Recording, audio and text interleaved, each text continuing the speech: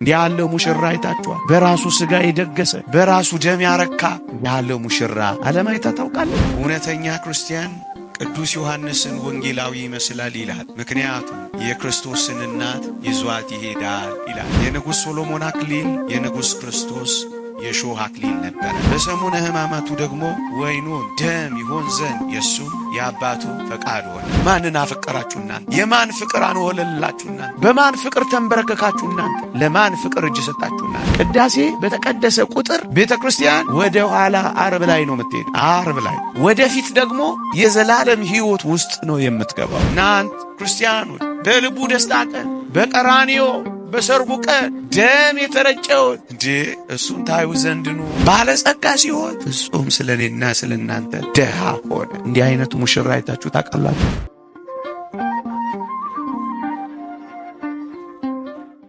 የልቡ ደስታ ቀን መኃልየ ዘሰሎሞን ምዕራፍ 3 ቁጥር 12። መኃልየ ዘሰሎሞን ቤተ ክርስቲያን ሊቃውንት በብዙ መንገድ የሚተረጉሙት መጽሐፍ ነው።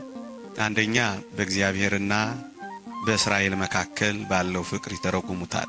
ሁለተኛ በክርስቶስና በቤተ ክርስቲያን መካከል ባለው ፍቅር ይተረጉሙታል።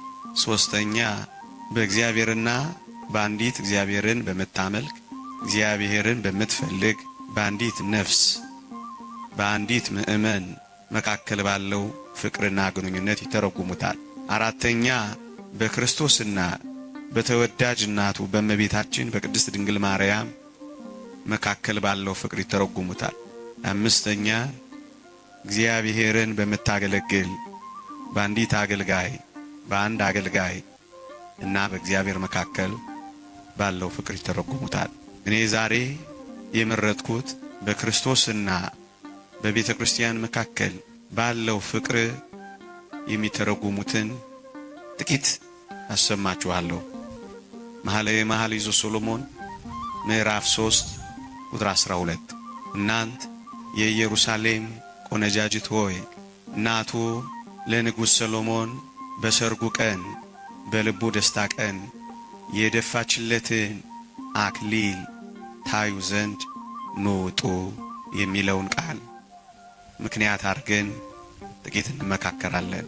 እናንት የኢየሩሳሌም ቆነጃጅት ሆይ ኑ ውጡ፣ ንጉሥ ሰሎሞንን እናቱ በልቡ የደስታ ቀን በሰርጉ ቀን የደፋችለትን አክሊል ታዩ ዘንድ ኑ ብሎ ነው የሚጋብዘው። ርዕሳችን የልቡ ደስታ ቀን የሚል ነው።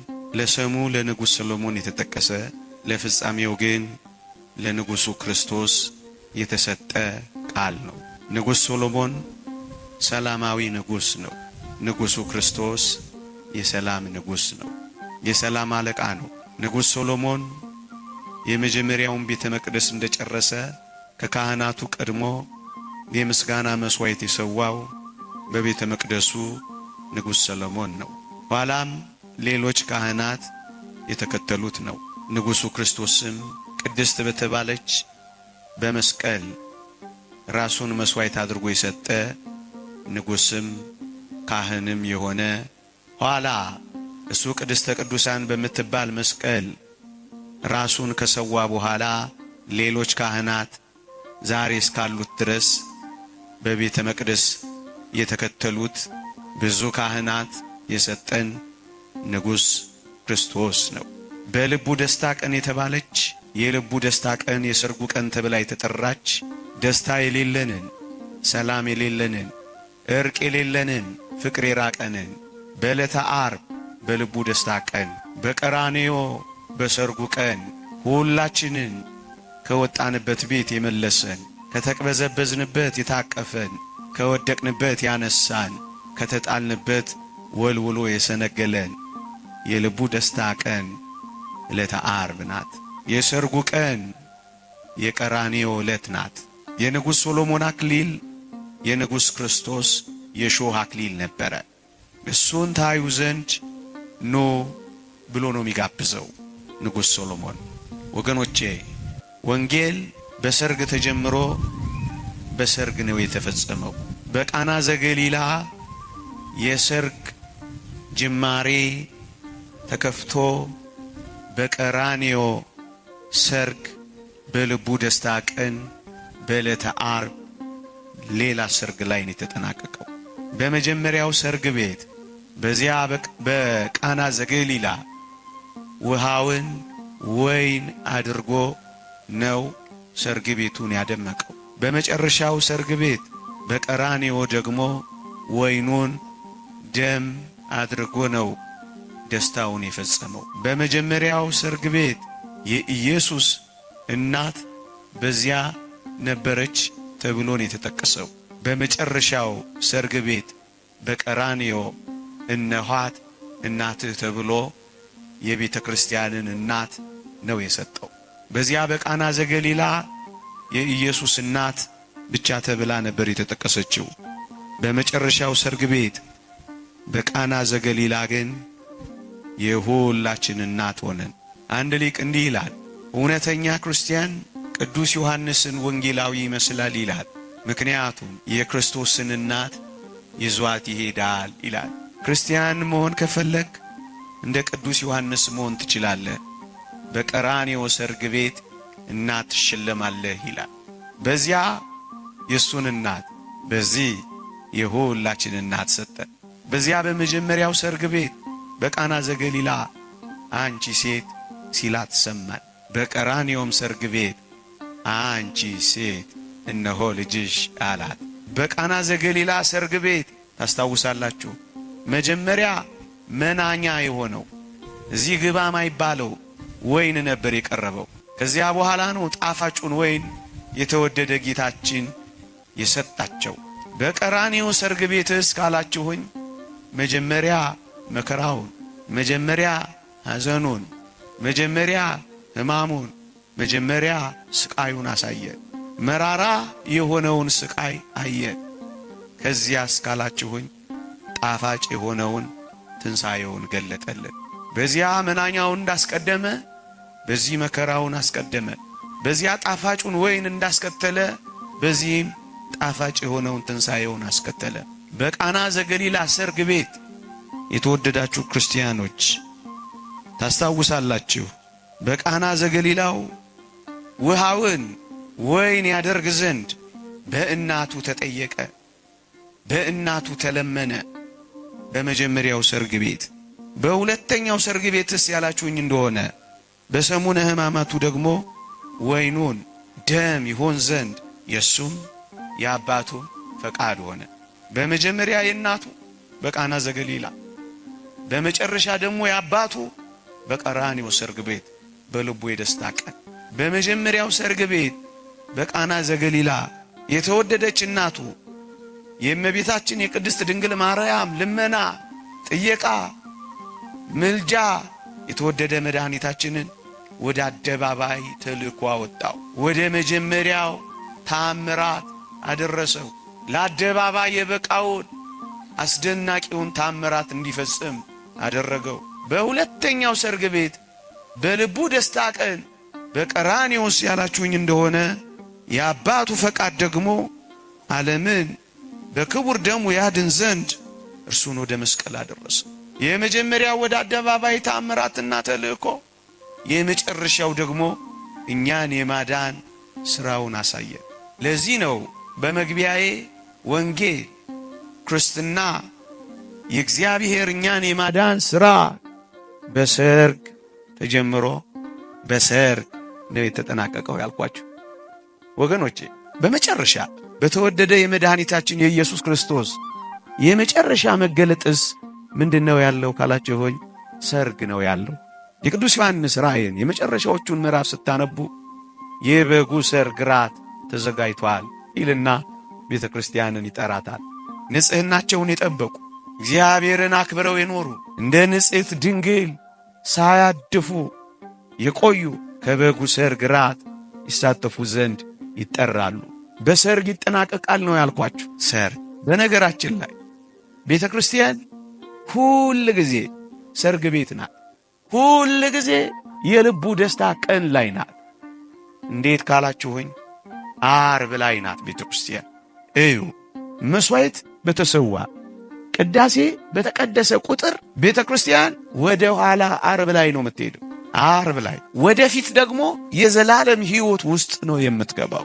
አንድ ዕለት አንዲት ቀን አለች፣ እሷም ዓርብ ልዩ ቀን ናት። እሷ ዛሬ ቅዳሴ ሲቀደስ ዓርብ ላይ እንሆናለን። ቀራንዮ ጋር እንደርሳለን። የሰርጉ ቀን ላይ እንገባለን።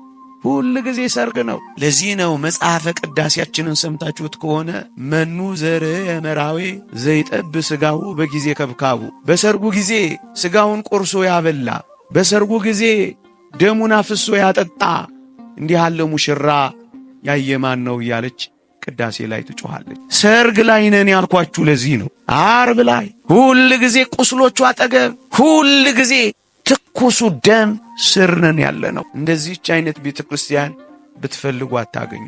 ዓርብ ላይ የቆመች እንዴት ካላችሁ ወይ እዩ ሐሙስ ምሽት ለዓርብ የምሴተ ሐሙስ ክርስቶስ ደቀ መዛሙርቱን ሰብስቦ የመጨረሻውን ራት ሲያደርግ ታስታውሱ ከሆነ የፋሲካውን ራት እያሳለፈ የአዲሱን ኪዳን ምስጢረ ቁርባንን ሲፈጽም አንድ አስደናቂ ቃል ተናግሮ ነበር። ምንም ምትል ይህ ለአዲስ ኪዳን ለኃጢአት ስርየት የሚፈስ ደሜ ነው ብሎ ሰጣቸው። ደሜ ነው ያላቸው ደሜን ይመስላል አላላቸው። ደሜ ነው ያላቸው የደሜ ወኪል ነው አላላቸው። የደሜ ሪፕሬዘንታቲቭ ነው አይደለም ያላቸው። ሥጋዬ ደሜ ነው ያላቸው። ማን ነው ታዲያ የሥጋው ምሳሌ ነው የደሙ ምሳሌ ነው ብሎ ሊከራከረን የሚችል? ደሜ ነው ያለ ያውም ለአዲስ ኪዳን የኃጢአት ስርየት የሚፈሰው ደሜ ነው። ዓርብ የሚፈሰው እዩ ሐሙስ ዓርብ ሆናለች። ምክንያቱም ያንን ደም ለውጦ ነው የሰጣቸው፣ አክብሮ ነው የሰጣቸው። ዓርብ ሐሙስ ዓርብ ሆነች። ደግሞ ፈቀቅል አርጋችሁ ዓርብማ ዓርብ ነች። ደሙ ትኩስ ደሙ የፈሰሰበት ደግሞ ትንሽ ፈቀቅል አርጋችሁ ቅዱስ ጳውሎስ በአንደኛ ቆሮንቶስ መልእክት ምዕራፍ 10 ላይ የምንሰዋው የምናቀርበው የምንቆርሰው እንጀራ ከክርስቶስ ሥጋ ጋር ኅብረት ያለው አይደለምን? የምንባርከው ጽዋ ከክርስቶስ ደም ጋር አንድነት ያለው አይደለምን ይላል አንደኛ ቆሮንቶስ ምዕራፍ 10። አያችሁ በቆሮንቶስ ምዕመናን ዘንድ የሚሰዉት መስዋዕት የሚያቀርቡት ቁርባን ከዚያ ከዕለት ዓርቡ ጋር አንድ ነው። ዓርብ ያልኳችሁ እሱ ነው። ደግሞ ፈቀቅ ብለን ዛሬ እንምጣ። ልክ እንደዚሁ ልዩ ልዩ መስዋዕት የምንሰዋ አይደለንም፣ አንዱን የዕለት ዓርቡን እንሰዋለን እንጂ ይላል ዮሐንስ አፈወርቅ። እዩ ምሳሌ የሚሆን መስዋዕት አይደለም የምንሰዋው፣ ከዕለተ ዓርቡ ጋር አንድ የሆነውን ነው የምንሰዋው። ይህን ሥጋ በበላችሁ ይህን ደም በጠጣችሁ ጊዜ ሞቱን ትናገራላችሁ ሚለን ዓርብ የልቡ ደስታ ቀን የሰርጉ ቀን ላይ ቆመን ነው። ዓርብ ቀን የሰርጋችን ቀን ሁል ጊዜ ዓርብ ነው። ለዚህ ነው መኑ ዘርእ መራዌ ዘይጠብ ሥጋሁ በጊዜ ከብካቡ፣ በሰርጉ ጊዜ በልቡ ደስታ ቀን በሰርጉ ጊዜ በቀራንዮ ሥጋውን ቆርሶ ያበላል፣ ደሙን አፍሶ ያረግ እንዲህ ያለ ሙሽራ ያየ ማን ነው ብላ ሁል ጊዜ የምትጮህ ለዚህ እንዲህ ያለ ሙሽራ አይታችኋል? በራሱ ሥጋ የደገሰ በራሱ ደም ያረካ እንዲህ ያለ ሙሽራ ዓለም አይታ ታውቃለች? በነገራችን ላይ ዝማሬው ነው ይህን ትምህርት እንድቀይር ያረገኝ። እውነት ነው። በቀይ ምንጣፍ ላይ የሚረማመዱ ሙሽሮች ድረናል፣ ኩለናል። እሰይ በደም የጨቀየ ቀይ ሚስማር ላይ የተሞሸረ ሙሽራ ግን አይተናናው። በልቡ ደስታ ቀን በዕለተ ዓርብ በሰርጉ ቀን በእኛ ደስታ ቀን እንዲህ ያለ ሙሽራ አይታችሁ ታውቃላችሁ? ኑና እዩ፣ ውጡና ተመልከቱ። እንዲህ ያለ ሙሽራ የት ታገኛላችሁ መሰላችሁ? አበባ የተነሰነሰለት ሙሽራ ድረናል፣ ኩለናል። እሰይ ጥሩ ነው። ይሄ ሙሽራ ግን አበባ የተነሰነሰለት ሙሽራ አይደለም። እና ምንድነው ካላችሁ አበባው ተራገፈና እሾኩ ተተከለበታል። እንዲህ ያለ ሙሽራ አይታችሁ ታውቃላችሁ? በእሾህ አክሊል ያጌጠ ሙሽራ አይታችሁ ታውቃላችሁ? ንጉሥ ሰሎሞን አክሊል ደፍቷል። ንጉሡ ክርስቶስ የእሾህ አክሊል ተጎናጽፏል በሰርጉ ቀን። እንዲህ ያለ ሙሽራ አፋልጉኝ ነው የምትላችሁ ቤተ ክርስቲያን። እኛ ሽቶ የተረጨላቸው አስገራሚ ውድ ሽቶች የተርከፈከፈላቸው ሙሽሮች ድረናል፣ ኩለናል፣ እናውቃለን። እሰይ ይሄ ሙሽራ ግን ውድ የሆኑ ሽቶዎች የተረጨለት ሙሽራ አይደለም። የፓሪስ ሽቶዎች የተርከፈከፉለት ሙሽራ አይደለም። እና ምን አይነት ሙሽራ ነው ካላችሁ የአይሁድ ምራቅ የተተፋበት ሙሽራ፣ የአይሁድ ዋልጌ ቃላት የተርከፈከፈበት ሙሽራ።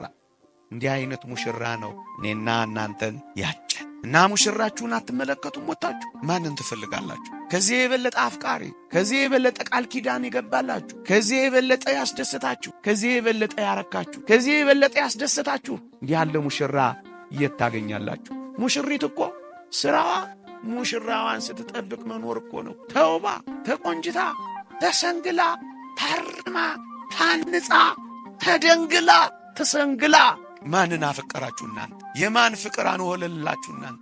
በማን ፍቅር ተንበረከካችሁ እናንተ? ለማን ፍቅር እጅ ሰጣችሁ እናንተ? እንዲህ ያለ ሙሽራ ትመለከቱ? እንዲህ ወዳለው ሙሽራ አትቀርቡ? እውነት ነው የዳርናቸው ሙሽሮች ያማረ ጌጠኛ ልብስ አላቸው። ያማረ የሐር ካባ ደረብንላቸው። እሰይ ጥሩ ነው፣ መልካም ነው። ይሄን ሙሽራ ግን ላስታውሳችሁ፣ ነቢዩ ኢሳይያስ እንዲህ ይላል፣ ከበላሶን አገር የመጣውን ሰው እንዲህ ብዬ ጠየኩት ይላል። ልብስ ስለምን ቀላ ብዬ ጠየኩት ይላል።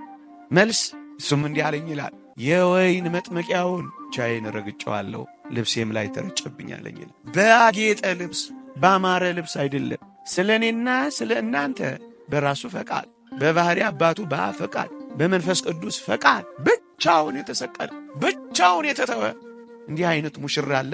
በደም ባጌጠ ልብስ ስለኛ ይሄንን ታዩ ዘንድ ውጡ። ማንን ነው የምታዩት? የማን ውበት አንበረከካችሁ? የማን ባለማይረግ ልብስ አጓጓችሁ?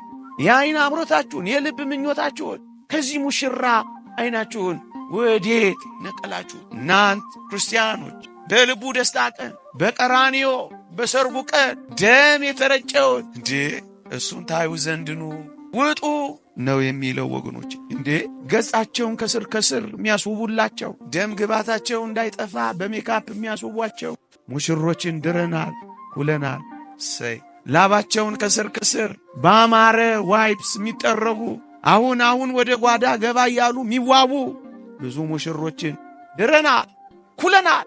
ሰይ ጥሩ ነው። ግንስ እንዲህ ያለ ሙሽራ አይታችሁ ታውቃላችሁ? እንዴት ፊቱን የሚጠርግበት ሻሽ እንኳን የሌለው ሙሽራ አይታችሁ ታውቃላችሁ? ከአናቱ ላይ የሚፈሰው ደም አይኑን እየጋረደው የሚራመድበትን መሬት እንኳን መርገጥ ተስኖት ሲወርቅ ሲነሳ ፊቱ በደም ተጥለቅልቆ የሚያብስበት ሻሽ እንኳን አጥቶ በተውሶ ሻሽ ፊቱን የጠረገ እንዲህ አይነት ሙሽራ አፍቃሪ እንዳለን እናውቃለን። ክርስቲያኖች ንዑድ ክቡር የሚሆን ሐዋርያ ጳውሎስ እንዲህ ይላል፣ እናንተ እንደ ንጽሕት ድንግል ለአንድ ወንድ ለክርስቶስ ላቀርብ አጭቻችኋለሁ ይላል። እህቴ ሆይ ታጭተሻል፣ ሙሽራ አለሽ። ወንድሜ ሆይ ታይተናል፣ ሙሽራ አለ።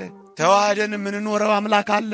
ቅድም ባልኳችሁ የሰርግ ቀን ፍጻሜያችን የሚሆንበት ተዋህደን የምንኖርበት ከብረን የምንኖርበት ከሙሽራችን ጋር በደስታ የምንኖርበት የሰርግ ቀን አለ። እስከዚያስ በእጮኝነት ነው ያለችው ቤተ ክርስቲያን። ተጠብቃ ነው የምትኖርለት። እንዴ ሻሽ እንኳን ማጣት ያሳዝ። በተውሶ ታንኳ ቆሞ አስተማረ። በተውሶ ቤት ቅዱስ ቁርባንን መሰረተ። በተውሶ ሻሽ ፊቱን ጠረገ። በተውሶ ውሃ መቅጃ ውሃ መጠጣት መረጠ። ምን አይነት አምላክ! በተውሶ መቃብር ባለጸጋ ሲሆን ፍጹም ስለኔና ስለናንተ ደሃ ሆነ። እንዲህ አይነቱ ሙሽራ አይታችሁ ታውቃላችሁ? ታላቅ ዙፋን ላይ ዲኮር በተደረገ የከበሩ ሙሽሮችን ድረናል፣ ኩለናል። እርጥ መስቀል ላይ የተሞሸረ ሙሽራ አይታችሁ ታውቃላችሁ? ቅዱስ ቄርሎስ በረከቱ ተደረበንና መስቀል የክርስቶስ የሙሽርነቱ ዙፋን ነው ያለው ለዚህ ነው። የት ላይ? መስቀል ላይ የተሞሸረ ሙሽራ። መቼ? በዕለተ ዓርብ በልቡ ደስታ ቀን። መቼ? እዚያ መስቀል ላይ። እንዲህ አይነት ሙሽራ አይታችሁ ታውቃላችሁ? ሚዜዎቹ ተሸክመውት ተፍ ተፍ የሚሉለት እንዲህ አይነት ሙሽራ አይደለም ይሄ ሙሽራ። እንዲህ አይነት ሙሽሮችን ድረናል፣ ኩለናል። የሚሸከሙት ሳይሆን የሚጥሉት ግን እንዲህ አይነት ሙሽራ አይታችሁ ታውቃላችሁ? መኑ ዘሬ መራዊ ዘይጠብ ሥጋው በጊዜ ከብካቡ። ቤተ ክርስቲያን በዕለተ ዓርብ ሁል ጊዜ በሰርጉ ቀን ኑና እዩ ትለናለች። ይህንን ሙሽራ ታዩታላችሁ። በልባችን ተተክሏል፣ በህሊናችን ይኖራል። ሞቱን ተሸክመን እንኖራለን። የትንሣኤው ተስፋ በልባችን አለን። አብረነው ሙሽርነት ወጥተናል ወይ? እናንት የኢየሩሳሌም ቆነጃጅት በሰርጉ ቀን በልቡ ደስታ ቀን ንጉሥ ሰሎሞንን እናቱ የደፋችለትን አክሊል ታዩ ዘንድ ኖ ውጡ ነው የሚለው። ክርስቶስ መስቀል ላይ ሙሽራ መሆኑን አንድ ሊቅ ሲመሰክር ምን አለ መሰላችሁ? ሙሽራ መሆኑን ማረጋገጥ ከፈለክ ክርስቶስ መስቀል ላይ እንዲህ ሲል ስማው ይላል። እንዴት? አምላኬ አምላኬ ስለምን ተውኸኝ ይላል። ሰው አባትና እናቱን ይተዋል፣ ከሚስቱም ጋር ይጣበቃል፣ ይተዋ። ምነው ተውከኝ? መስቀል ላይ የተተወ የመሰለው ሙሽራ ስለሆነ ነው ይላል። እህቴ ሆይ የአባትሽን የእናትሽንም ቤት እርሺ የሚለውንም ያመጣና መተው ሙሽርነቱን ነው የሚያሳየው ይላል። የተወደዳችሁ ክርስቲያኖች ቤተሰባቸው ወገናቸውን ትተው በረሃ የገቡት በምናኔ የሚኖሩት ይህን ዓለም የሚተውት እኮ ሙሽሮች እኮ ናቸው። ይህን አታውቁ? ሙሽራ የክርስቶስ ሙሽሪት የክርስቶስ ሙሽራ መሆን የሚፈልግ ሰው ይህንን ዓለም አባት ይህንን ዓለም እናት አድርጎ ኃጢአቷን በደሏን ቅምጥልነቷ ስር ከመልመጥመጥ ይተዋታል። ሙሽራ ይሆናል። ሙሽሮችን ላሳያችሁ። የዛሬ 10 ዓመት ሊቢያ በረሃ ላይ ታስታውሳላችሁ? ሙሽሮች እኮ ናቸው። ለምን? ቤተሰቦቻቸውን ትተው ጣሊያን ነበር እነሱ ያስቡት። ሁሌ ሳስባቸው ስለሚመስጠኝ ነው ማነሳቸው። ጣሊያን ገብተው ገንዘብ አግኝተው ለቤተሰቦቻቸው ረፍት ሆነው ኑሯቸው መቀጠል ይችሉ ነበር። ግንስ ማዕተባቸውን በጥሱ፣ ሥላሴን ካዱ፣ በክርስቶስ አትመኑ አሏቸው። በጅምላ አይደለም የገደሏቸው። ፍቁራን ግብፃውያን፣ ፍቁራን ኤርትራውያን፣ ፍቁራን ኢትዮጵያውያን ራሱ አይሲስ የሚባለው ተናግሯል። አታስታውሱ? ያረድኩት የሰዋሁት የገደልኩት who resist to change their religion ሃይማኖቴን አልቀይርም ያሉኝን ነው የሰዋሁት። ክርስቶስ ሙሽራው ፊታቸው ሲመጣ ሊጨክኑበት አልወደዱም።